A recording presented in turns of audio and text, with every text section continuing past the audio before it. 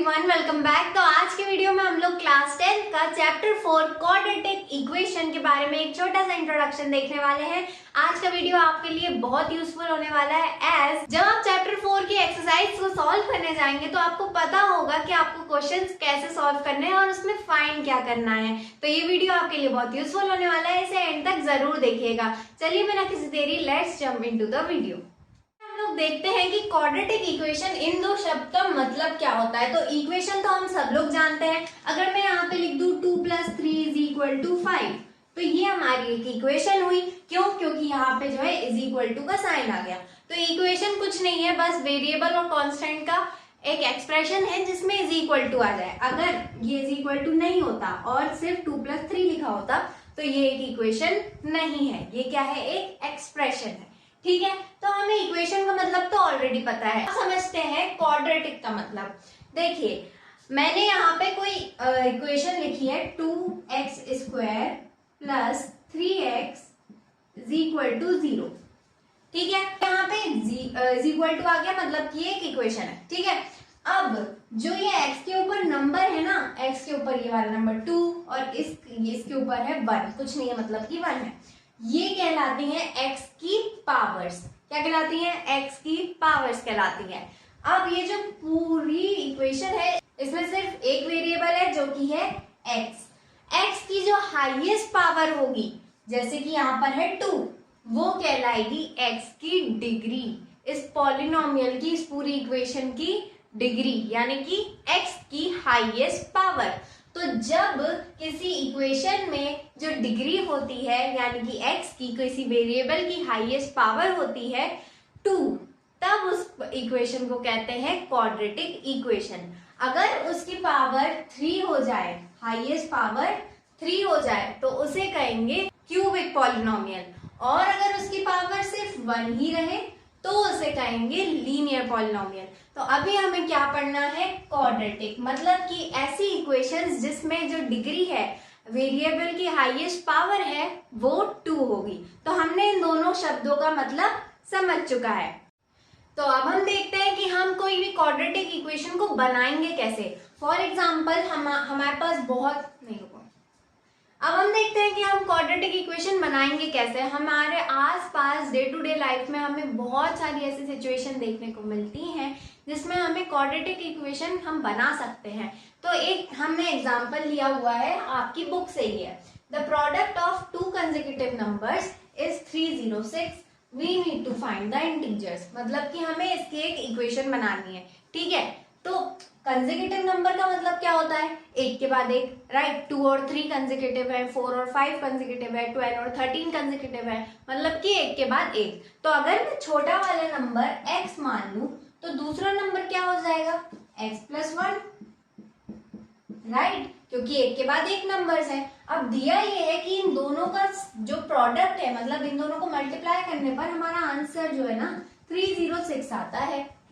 तो अब हमें फाइंड करना है इंटीजर्स, इसकी एक बनानी है इक्वेशन। अब आप बताइए, क्या ये क्वाड्रेटिक इक्वेशन अभी तक बनी है? अभी तक नहीं बनी। क्यों? क्योंकि इसकी हाईएस्ट, अब बहुत लोग कहेंगे कि ये क्वाड्रेटिक इक्वेशन बन गई है, लेकिन आप ही बताइए, क्या ये इक्वेशन बनी है? अभी नहीं, अभी तो बनी ही नहीं है। क्यों? क्योंकि हाईएस्ट पावर तो अभी 2 आई ही नहीं है, तो क्वाड्रेटिक इक्वेशन बनेगी कैसे? अब हमें क्या करना पड़ेगा ना, इसे सॉल्व करना पड़ेगा। जैसे कि आपको यहाँ पे दिख रहा है कि इन दोनों के बीच में मल्टीप्लाई का साइन है, तो x जो है इन दोनों में मल्टीप्लाई हो जाएगा। x × x हो जाएगा x², x × 1 हो जाएगा x = 306। तो अब बताइए, क्या ये क्वाड्रेटिक इक्वेशन बन गई है? बिल्कुल बन गई है। क्यों? क्योंकि इसकी डिग्री यहाँ पे 2 आ चुकी है। तो हमें जो क्वाड्रेटिक इक्वेशन बनानी थी हमने बना दी है। हमारी क्वाड्रेटिक इक्वेशन का स्टैंडर्ड फॉर्म होता है ax² + bx + c।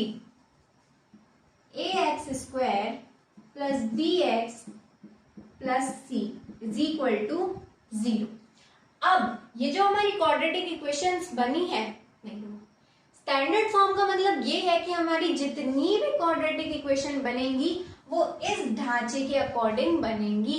ये आपका एक ढांचा तैयार हो गया कि हमारी जितनी भी क्वाड्रेटिक इक्वेशन बनती है वो ऐसे ही बनती है। अब क्या हम कंपेयर करके देख सकते हैं यहाँ पे जो a और b है वो एक्स स्क्वायर और x का कोफिशिएंट है। कोफिशिएंट का मतलब ये होता है जो भी कांस्टेंट टर्म वेरिएबल के साथ मल्टीप्लाई में लगी होगी वो वेरिएबल की कोफिशिएंट कहलाएगी।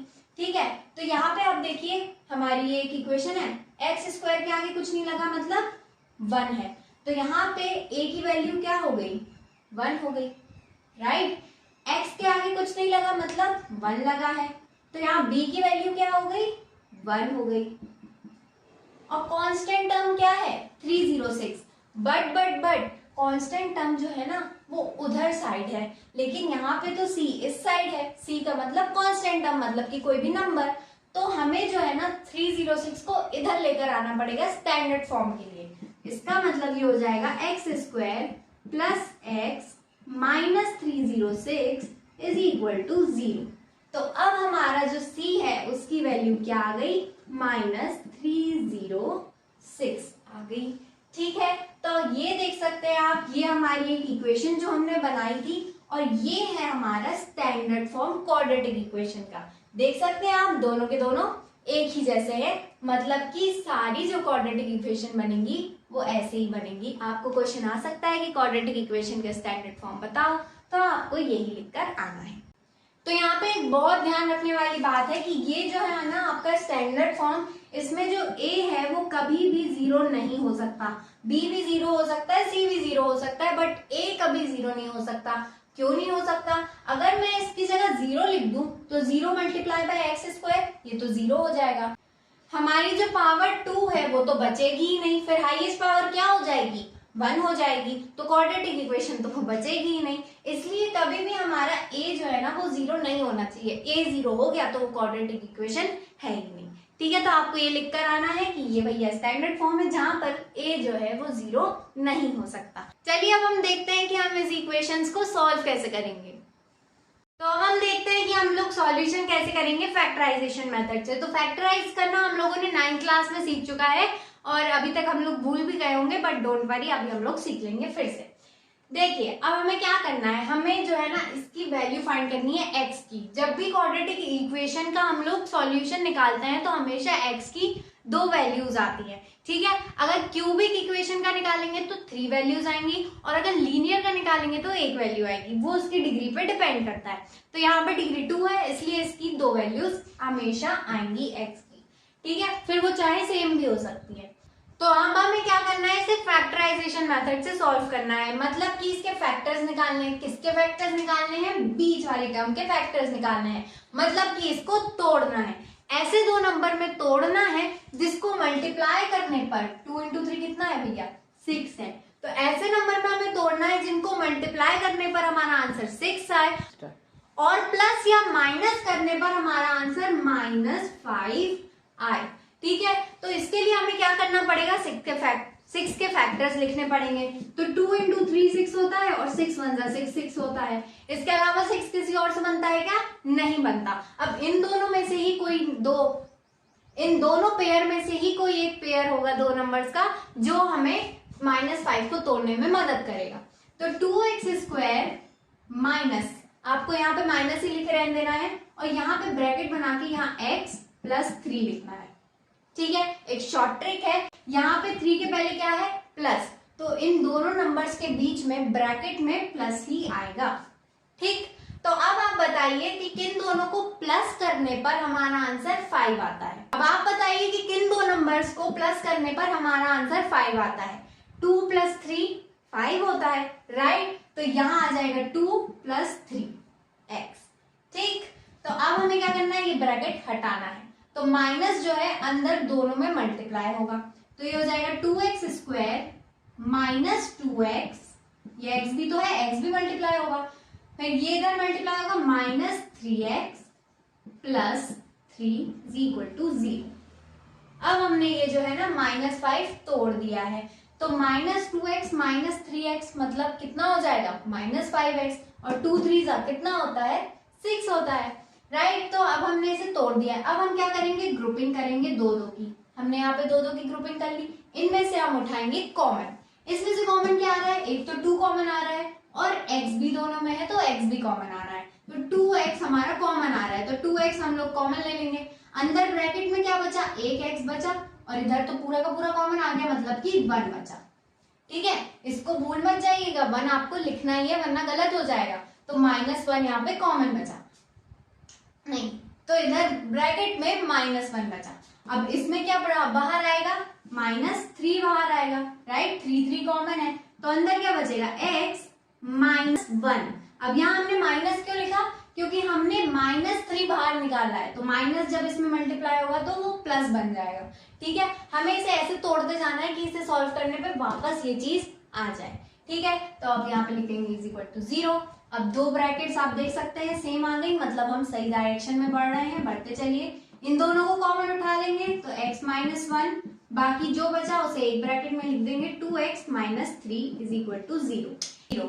ये दोनों जो है ना हमारे फैक्टर्स आ गए। इतना तो हमने 9th क्लास में सीख चुका है। अब हम क्या करेंगे, इन दोनों से x की वैल्यूज निकालेंगे। ठीक, तो अब हम लोग इन दोनों से x की वैल्यूज निकालते हैं। कैसे निकालते हैं भैया, एक फैक्टर उठाइए x -1, इसके इज इक्वल टू में क्या रखिए, 0 रखिए। अब x को आपको अकेला छोड़ना है, -1 उठा के इधर ले आइए तो x इज इक्वल टू 1, तो एक वैल्यू हमारी क्या आ गई, 1 आ गई। दूसरा वेक्टर उठाइए, 2x -3 इज इक्वल टू क्या रखिए, 0। अब x को फिर से अकेला छोड़ना है, तो 2x इज इक्वल टू 3 और 2 फिर इसके नीचे आ जाएगा, तो x इज इक्वल टू 3/2। ये आ गई हमारी x की दूसरी वैल्यू। तो x की पहली वैल्यू है 1, x की दूसरी वैल्यू है 3/2। जैसा कि आपको पता है कि x की हमेशा 2 वैल्यूज आती हैं, जो कि हमारे यहाँ पे निकल कर आ चुकी हैं। x की वैल्यूज का दूसरा मतलब ये भी होता है कि जब हम ये वैल्यू इस इक्वेशन में पुट करेंगे तब इसका पूरा आंसर क्या आ जाएगा, 0 आ जाएगा।